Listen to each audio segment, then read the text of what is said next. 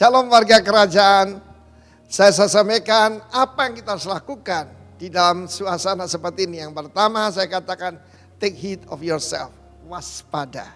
Ya, kita harus menjaga pikiran kita tetap penuh shalom, hati kita tetap panas bagi Tuhan. Tetapi selanjutnya kan saya beri nama Corona Academy, bukan Corona Pandemi. Karena firman Allah mengatakan akan ada pemurtatan, akan ada penganiayaan, bahkan ada pengkhianatan.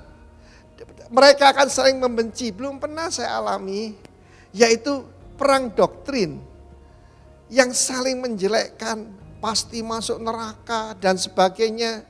Seperti sekarang ini, aneh sekali. Senjata itu harus diarahkan kepada musuh. Musuh kita bukan darah dan daging, kuasa kegelapan, bukan di antara saudara. Saya masih ingat ada seorang hamba Tuhan yang pernah mengalami kejatuhan. Dan dia berkata, satu-satunya tentara di dunia yang membunuh, yaitu tentara yang terluka. Cuma gereja katanya. Aduh, sedih sekali saya dengar itu, saudara. Sebab kita ingat John Cain, dia saudaraku menjadi pahlawan karena apa? Karena dia mengalami terluka waktu perang Vietnam. Tetapi jangan sampai saling menyerang satu dengan yang lain. Firman Allah mengatakan, ya, bahwa orang yang bertahan sampai kesudahannya, dialah yang akan diselamatkan. Saudara, tidak semua orang diselamatkan, hanya orang yang bertahan sampai kesudahannya. Karena itu saya sampaikan bagaimana dalam Corona Academy ini, pertama kita diajarkan yaitu panjang sabar, lalu kemudian ketekunan dan ketahanan. Dan di sini hipomeno artinya tahan di bawah tekanan, tahan menghadapi penderitaan. Tidak pernah diajarkan bahwa kalau kita mengikut Kristus, everything's gonna be alright, selalu ada promosi. Firman Allah mengatakan, Rasul Paulus membukakan rahasia ini. Bagi kita bukan cuma mendapat kasih karunia untuk diselamatkan, tapi juga kasih karunia karena menderita karena nama Yesus. Dalam hidup saya, berapa kali saya difitnah orang karena nama Tuhan, dibenci karena nama Yesus. Saudaraku yang kekasih, dan saya mengerti rahasia ini. Saya belajar seperti Musa. Musa mengatakan penghinaan karena Kristus itu lebih dari harta benda Mesir. Karena itu di dalam Corona Academy ini kita sedang belajar ketahanan. Ya, kita tahan tidak ngomong sembarangan. Kita tahan yaitu menghadapi apapun kita bisa tetap mengucap syukur. Kita tidak bilang nih hari buruk, kita katakan this is the day that the Lord has made. Dan kita masuk hadiratnya dengan ucapan syukur. Karena itu umat Tuhan, pertama-tama periksa hatimu. Tetapi juga kita harus periksa ketahanan kita. Ya, kalau kita masuk ke sebuah gedung, termasuk gedung kita, tangan kita diperiksa. Firman Allah mengatakan Yusuf itu tangannya tinggal lihat. Lihat itu saudaraku kuat, teguh, tidak gampang patah, tidak gampang putus. Ya, saudara kita memerlukan keteguhan hati, kita memerlukan ketahanan supaya kita diselamatkan. Di sana adalah bukan soteria tetapi sotso. Sotso di sana adalah selamat roh, jiwa, tubuh. Roh kita sudah diselamatkan, jiwa kita sedang diselamatkan. Dan kalau kita bertahan, tubuh kita akan dirubah tubuh kemuliaan. Angkat kepalamu, sebab penyelamatanmu sudah lebih dekat daripada waktu kamu menjadi percaya. Terpuji nama Tuhan. Amin.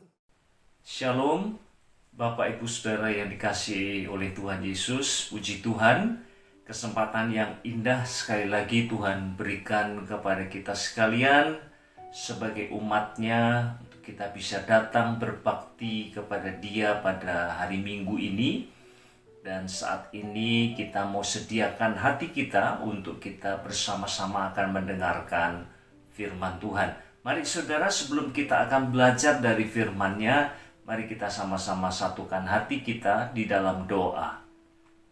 Bapa di dalam surga, kami datang kepadamu saat ini, kami rendahkan hati kami ya Tuhan, untuk kami boleh kembali dipulihkan, kembali diarahkan oleh Tuhan, kembali diajar oleh Tuhan melalui kekuatan dan kebenaran firman-Mu ya Tuhan. kami sediakan hati kami sebagai tanah yang subur untuk benih firman-Mu itu akan ditaburkan. Sebabnya tolonglah hamba-Mu yang lemah ini supaya melaluinya kami semua beroleh berkat besar dari firman yang sebentar kami akan dengar. Terima kasih Bapa dalam surga. Inilah doa kami ya Tuhan yang kami panjatkan demi nama Tuhan kami Yesus Kristus. Haleluya. Amin. Nah, Bapak Ibu Saudara sekalian, saya mau menuntaskan ya seri khotbah dari kitab Rut.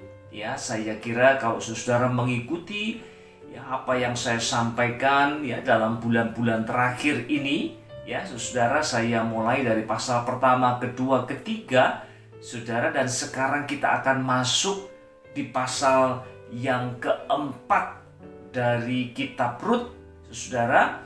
Dan kita bersyukur kita boleh belajar banyak hal, dan saya sendiri, saudara, saya mendapat berkat begitu besar dan melihat rupanya ada banyak yang paralel, saudara. Apa yang dialami oleh Naomi, apa yang dialami oleh Rut, dan apa yang kita sedang hadapi pada masa sekarang yang juga sulit ini, saudara. Baik. Bagian yang keempat, penutup dari khotbah seri dari kitab Rut, saudara, saya memberi judul Rencana Besar untuk Kehidupan yang Kecil, saudara. Nah, ini sebuah kontras ya. Rencana yang besar untuk sebuah kehidupan yang kecil. Nah, saudara, kalau ada waktu saya mendorong saudara sekalian untuk membaca ya 4 pasal itu, jangan berhenti ya, atau mungkin secara audio barangkali saudara lagi setir mobil, atau mungkin saudara sedang ada waktu ya untuk mendengarkan firman Tuhan. Sediakan waktu ya, 4 pasal itu cepat sekali. Dengarkan dari awal sampai dengan akhir pasal yang keempat, dan saudara akan sepakat dengan saya untuk mengatakan bahwa kitab Rut ini adalah sebuah kitab yang begitu indah secara sastra maupun juga secara teologis ya. Isi daripada kitab itu sungguh sangat memberkati kita semua, saudara. Kenapa saya katakan demikian ya? Mari kita lihat sama-sama bahwa kitab Rut itu diawali ya dengan sebuah tragedi yang luar biasa. Kelaparan, kematian. Itu sebagai awal, saudara. Sehingga Naomi sendiri mengekspresikan bahwa dia telah dikosongkan oleh Allah. Dan dia menolak untuk disebut sebagai Naomi, dan dia bahkan memilih untuk disebut dengan sebutan Mara yang artinya pahit, saudara. Kehidupan yang pahit, yang tidak berdaya, yang tidak berpengharapan, saudara. Itu awal dari kitab Rut.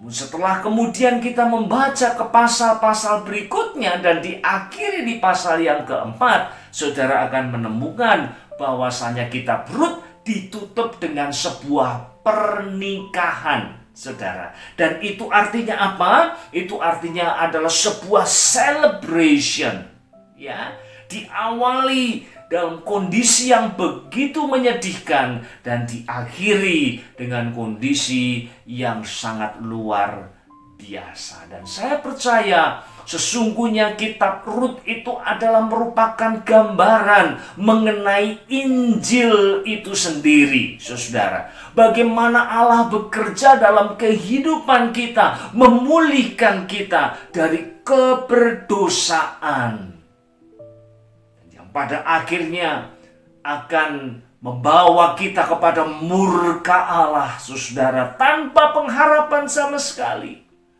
Tapi di ujung, saudara, Allah menyelamatkan kita dan kita menikmati surga yang kekal bersama dengan Dia. Nah, saudara, sebelum kita masuk ke pasal 4, saya mau ingatkan sedikit saja ya supaya nyambung ya.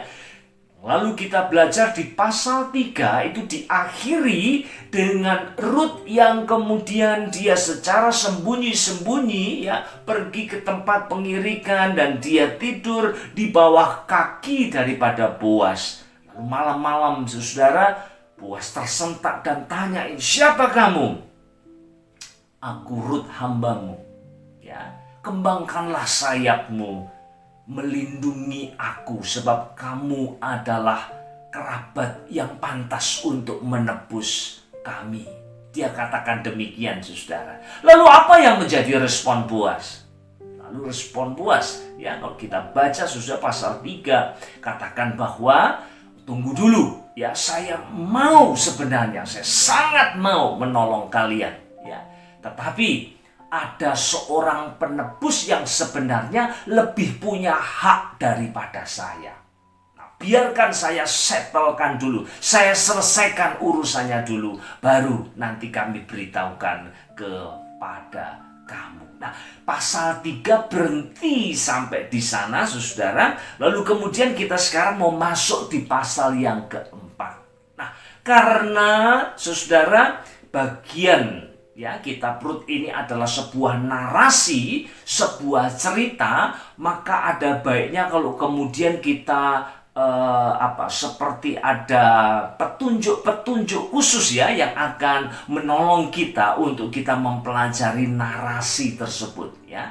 Nah, saya mau membaginya ke dalam tiga petunjuk saudara sebagai pertolongan untuk saudara dan saya bisa mengikuti alur daripada cerita di pasal yang keempat ini. Petunjuk yang pertama adalah pintu gerbang, yang kedua adalah negosiasi, dan yang ketiga adalah kasut. Ya, agak aneh, tapi nanti ketika kita masuk ke dalamnya, saudara pasti akan segera dengan mudah memahaminya. Nah, mari kita mulai dengan yang pertama, pintu gerbang, saudara ya. Mari baca bersama dengan saya pasal 4 ayat yang pertama dari kitab Rut. Boas telah pergi ke pintu gerbang dan duduk di sana. Kebetulan lewatlah penebus yang disebut Boas itu. Lalu berkatalah Boas, "Hai saudara, datanglah dahulu kemari, duduklah di sini." Maka datanglah ia, lalu duduk. Kemudian dipilihnyalah 10 orang dari para tua-tua kota itu dan berkata, "Duduklah kamu di sini."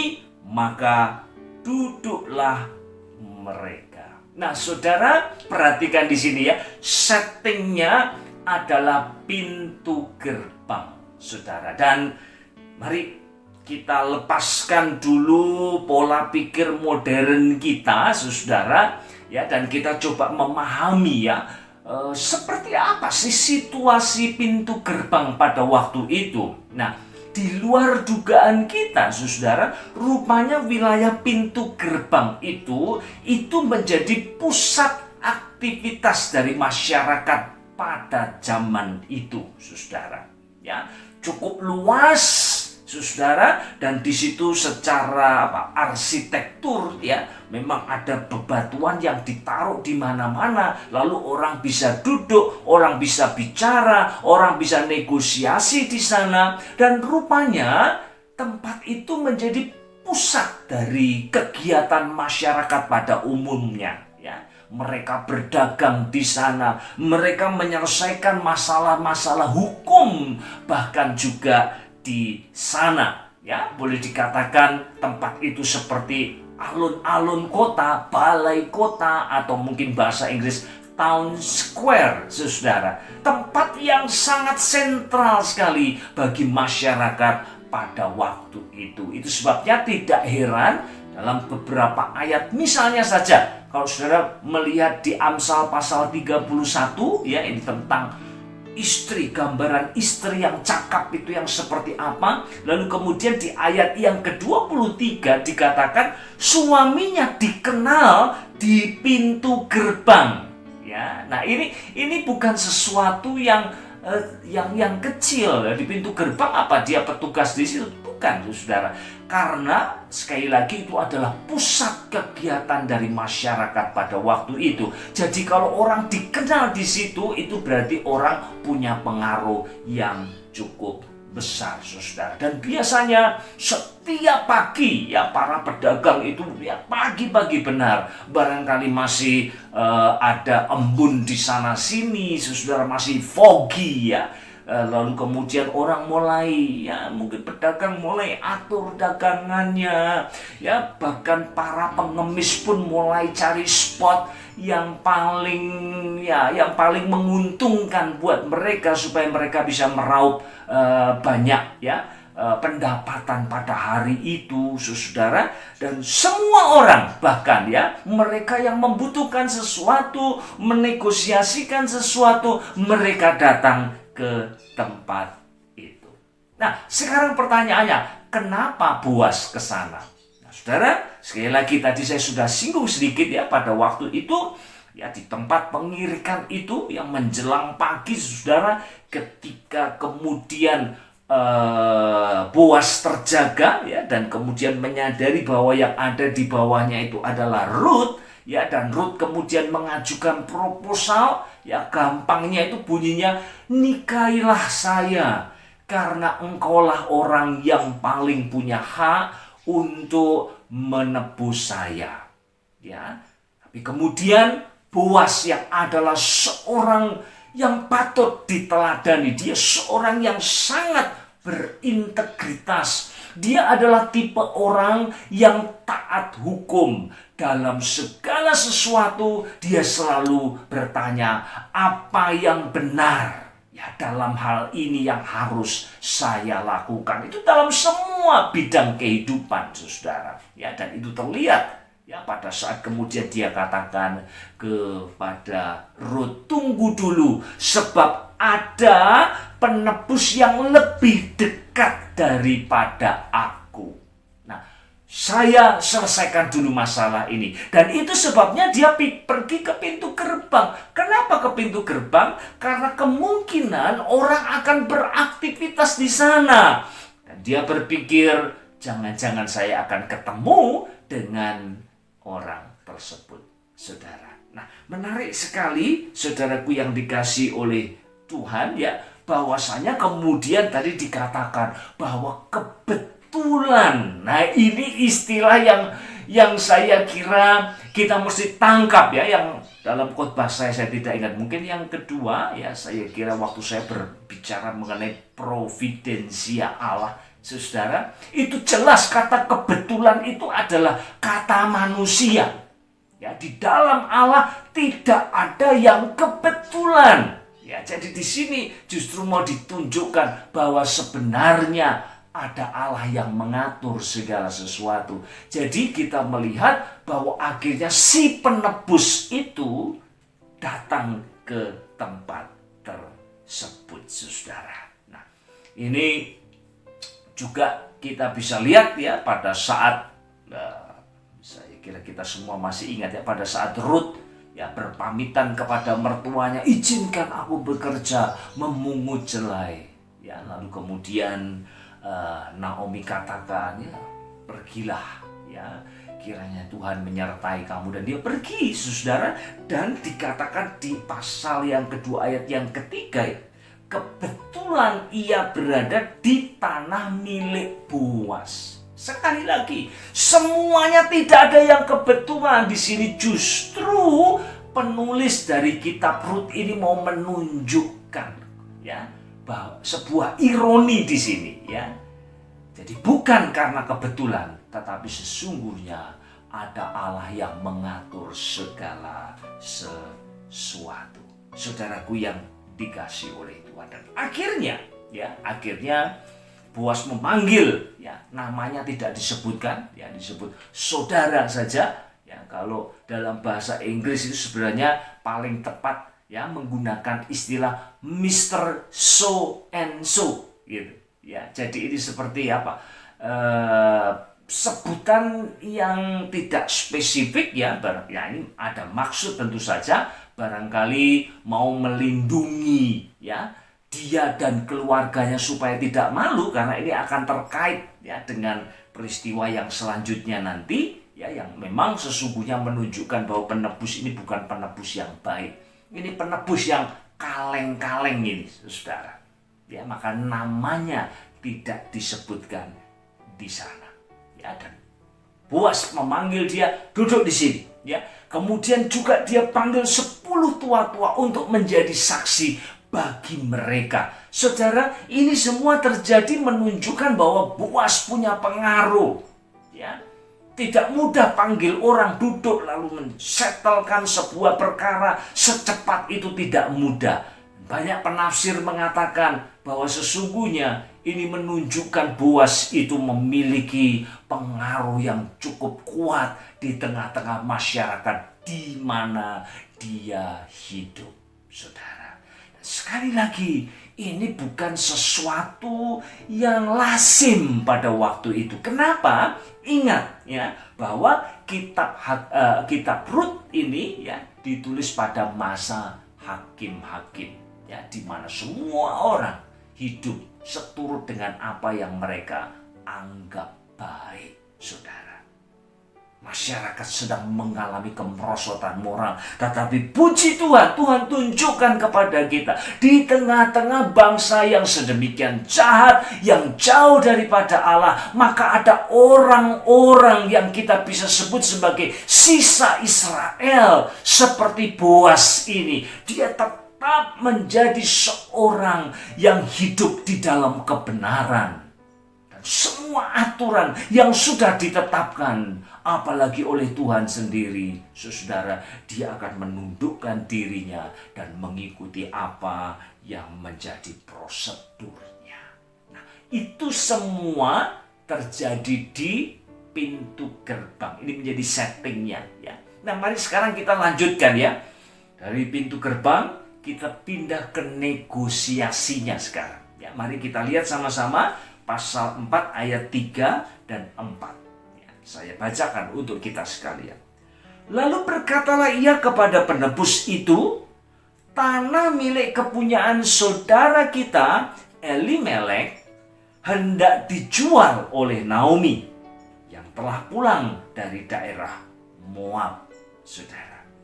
Lalu ayat yang keempat, jadi pikirku baik juga hal ini kusampaikan kepadamu sebagai berikut. Belilah tanah itu di depan orang-orang yang duduk di sini dan di depan para tua-tua bangsa kita. Jika engkau mau menebusnya, tebuslah. Tetapi jika engkau tidak mau menebusnya, beritahukanlah kepadaku supaya aku tahu, sebab tidak ada orang yang dapat menebusnya kecuali engkau dan sesudah engkau aku. Lalu saudara perhatikan bagian akhir dari ayat yang keempat.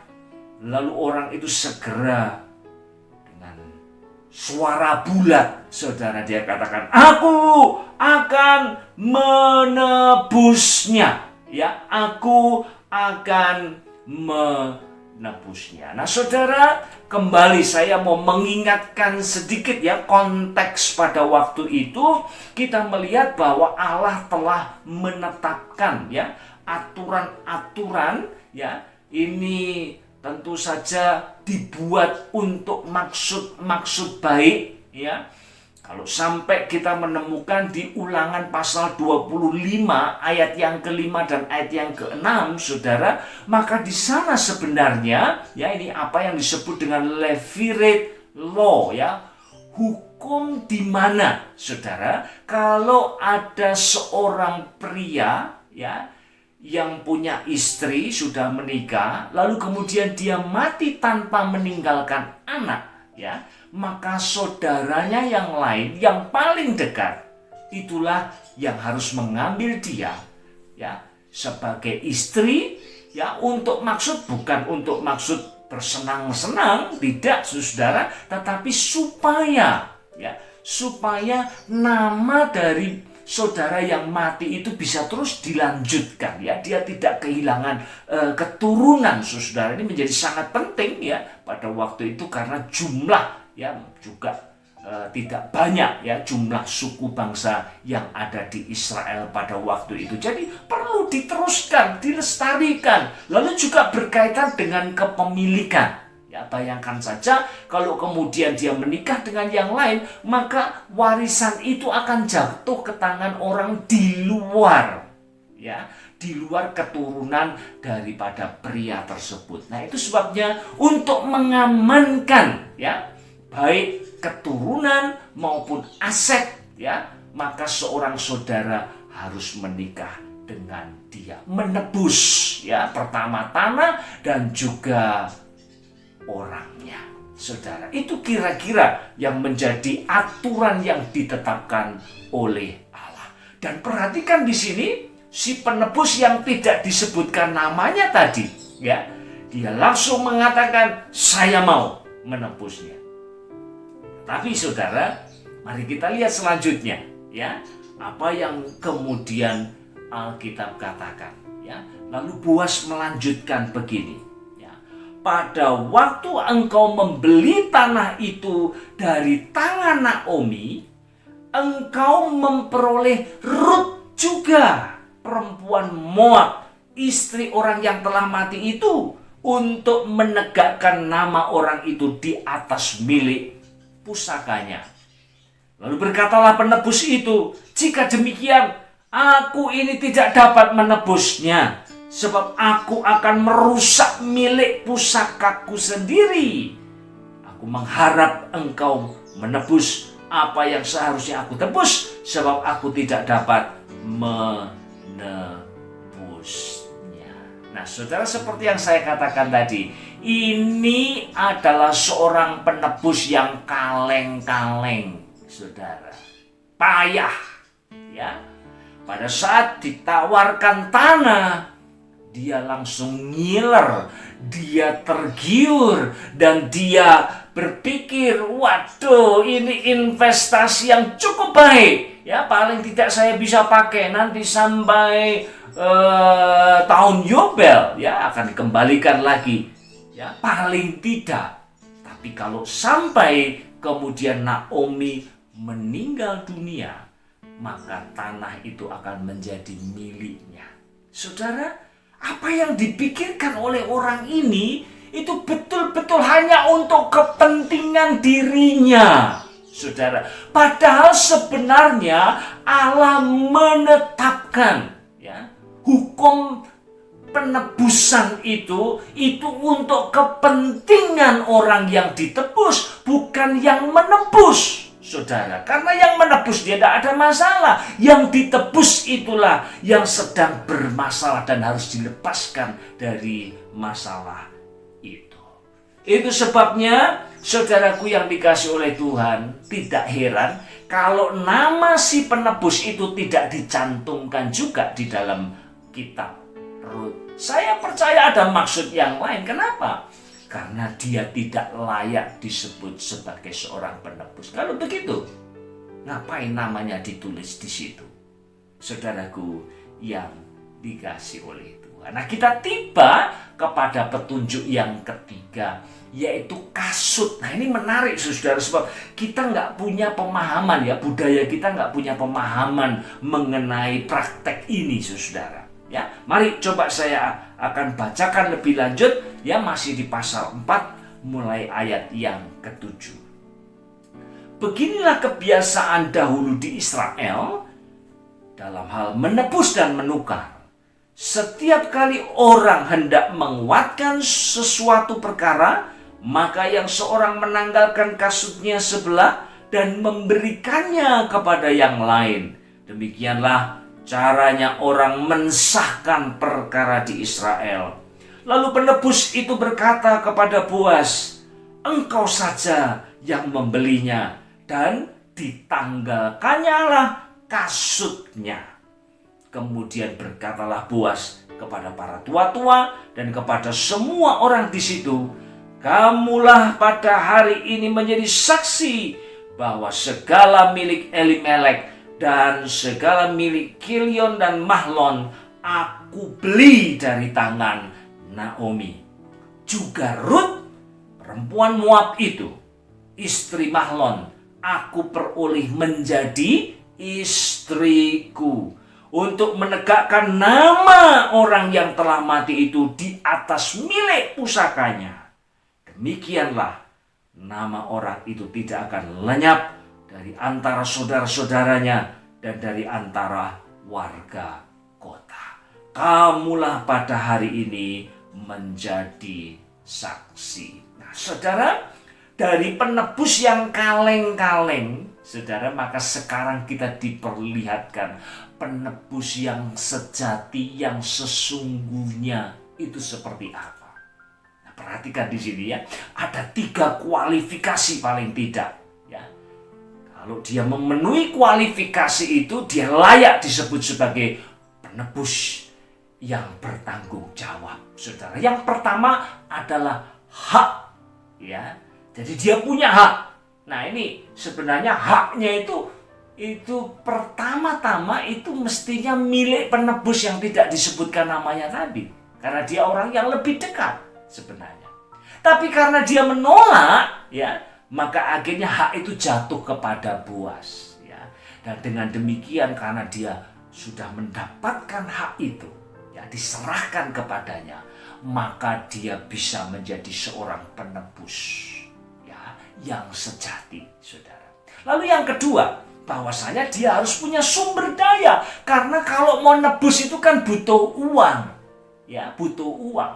Apalagi juga kalau dalam kasus yang sedang kita melihat di sini bukan hanya tanah saja, tetapi juga Ruth dan juga Naomi, tentu saja ini merupakan satu paket, saudara, yang betul-betul harus diperhitungkan oleh Boas. Mereka harus sejahtera di tangan Boas. Mereka harus terpelihara dengan baik.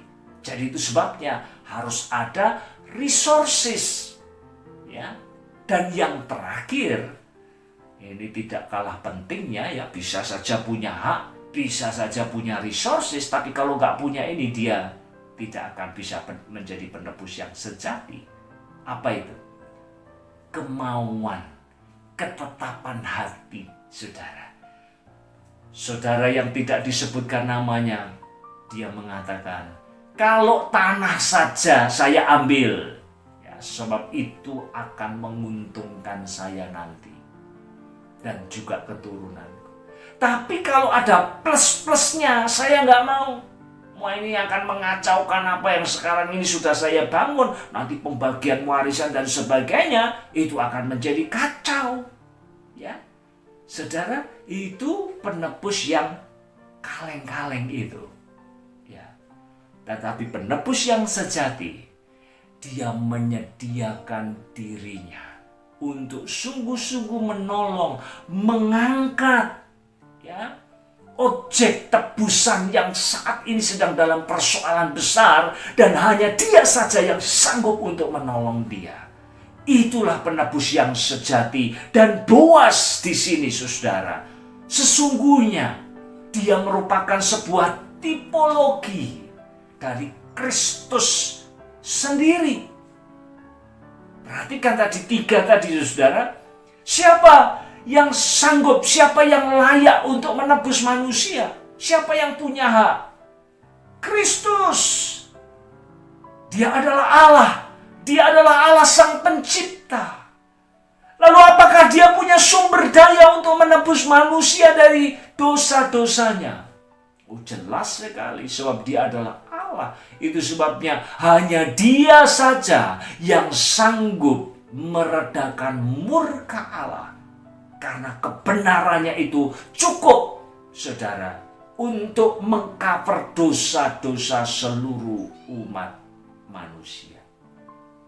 Lalu yang terakhir, apakah dia mau?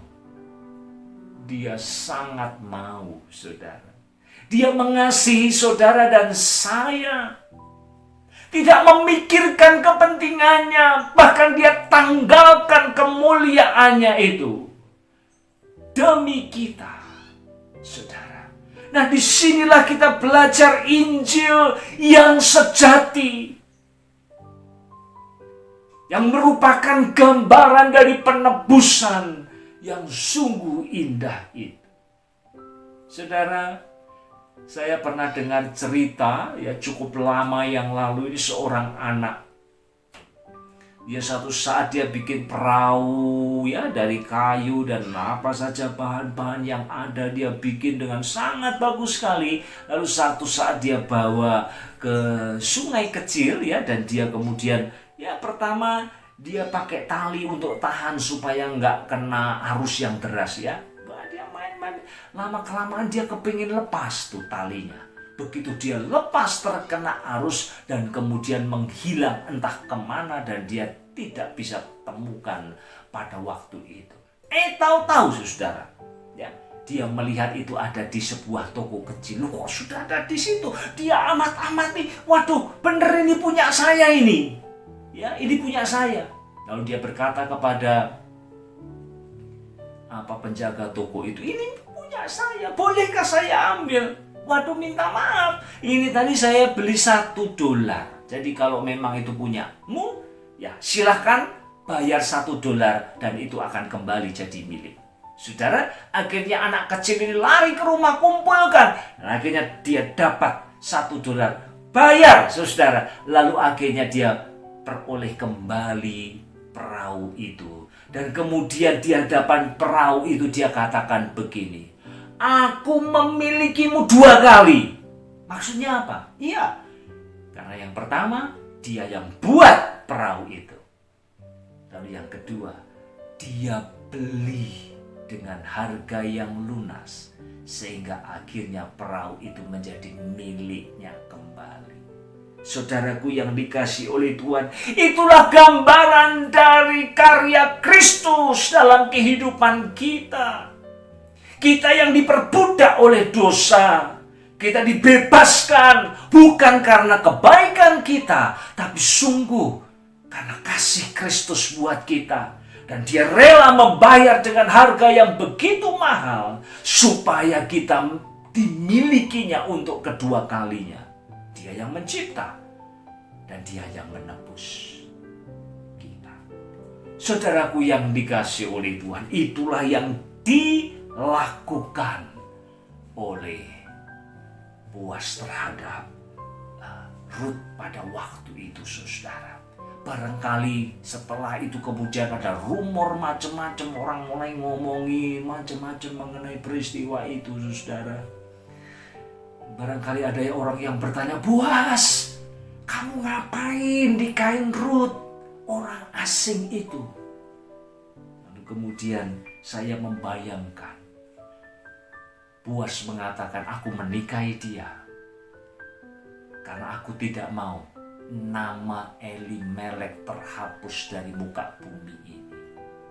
Sungguh yang dipikirkan Boaz adalah kepentingan orang lain dan bukan kepentingannya sendiri.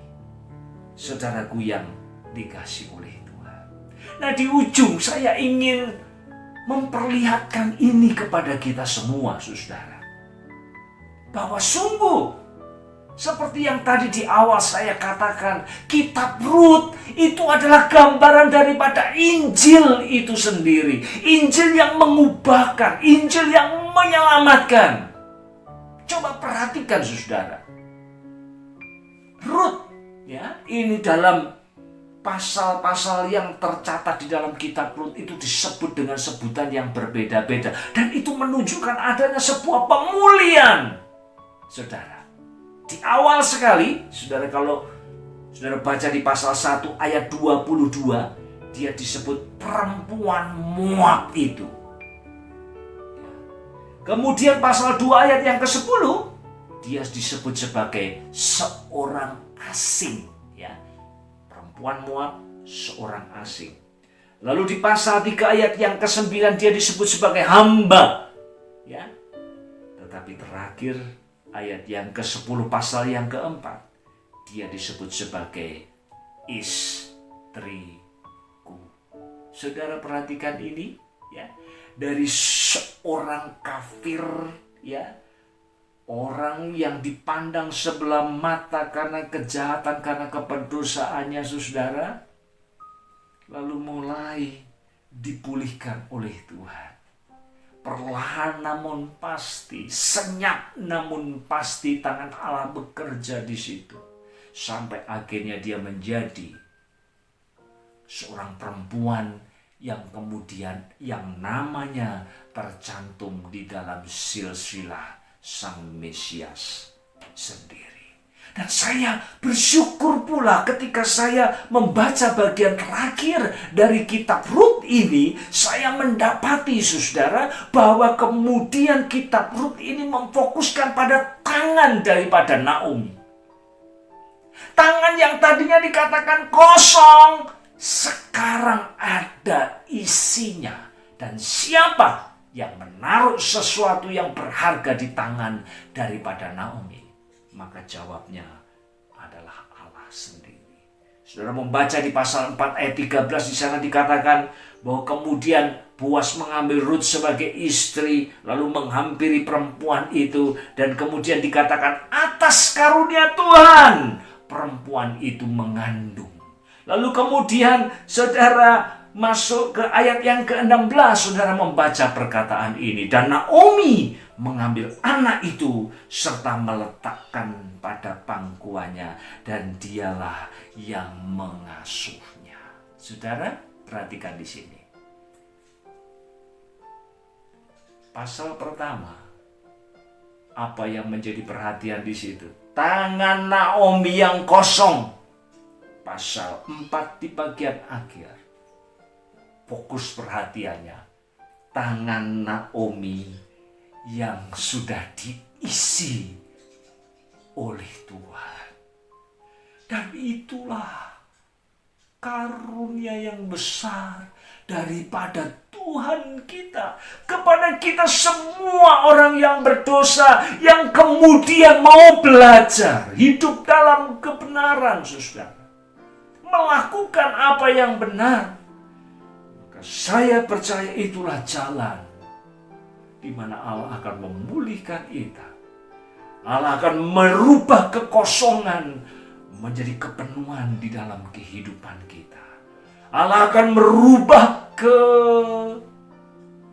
kepahitan dalam hidup kita menjadi sukacita yang besar. Saudaraku yang dikasihi oleh Tuhan, ada bagian yang mesti kita mainkan.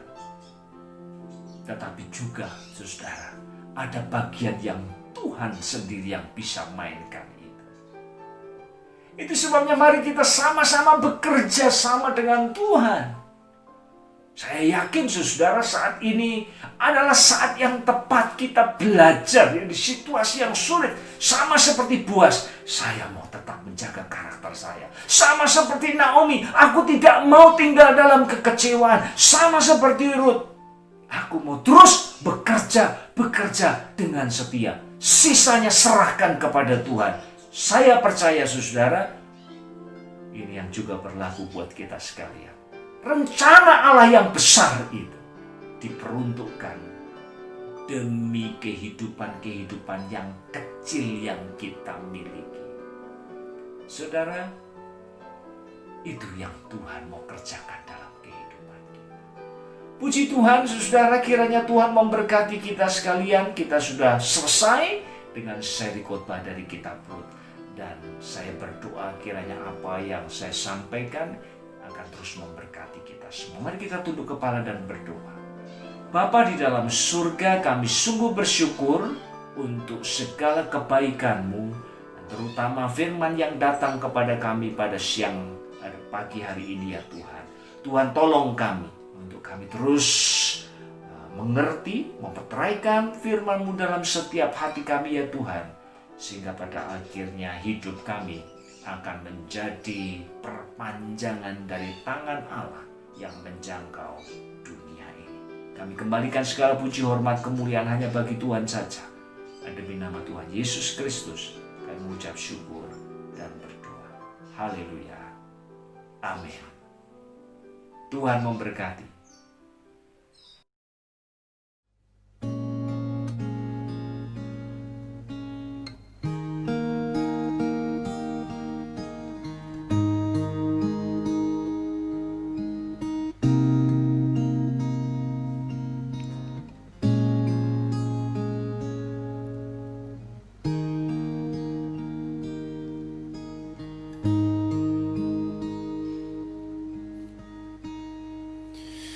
Betapa hatiku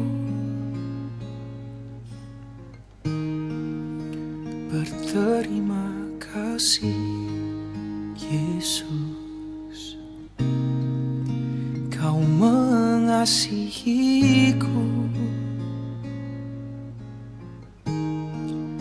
Kau memilikiku. Betapa hatiku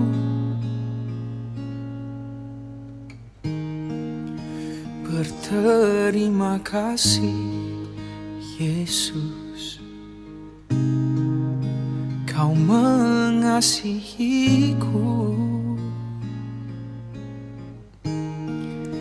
Kau memilikiku.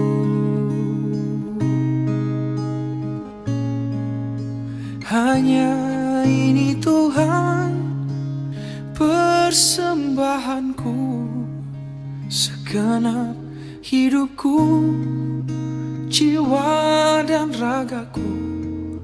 Sebab tak ku miliki harta kekayaan yang cukup berarti untuk ku persembahkan. Hanya ini Tuhan permohonanku.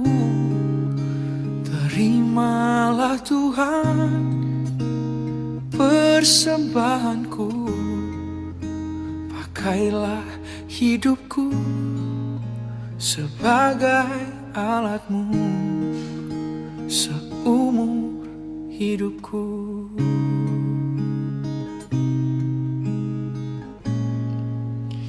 Betapa hatiku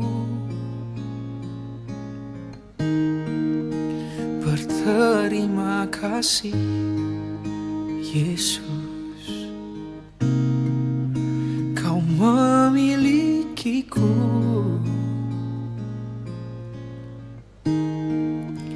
Kau mengasihiku.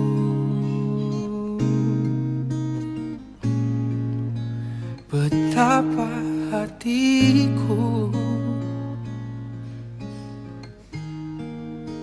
berterima kasih, Yesus. Kau mengasihiku, Kau memilikiku.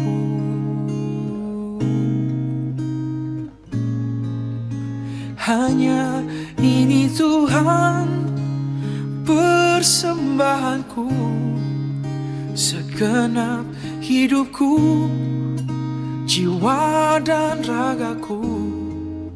Sebab tak ku miliki harta kekayaan yang cukup berarti untuk ku persembahkan. Hanya ini Tuhan permohonanku. Terimalah Tuhan persembahanku. Pakailah hidupku sebagai alat-Mu seumur hidupku.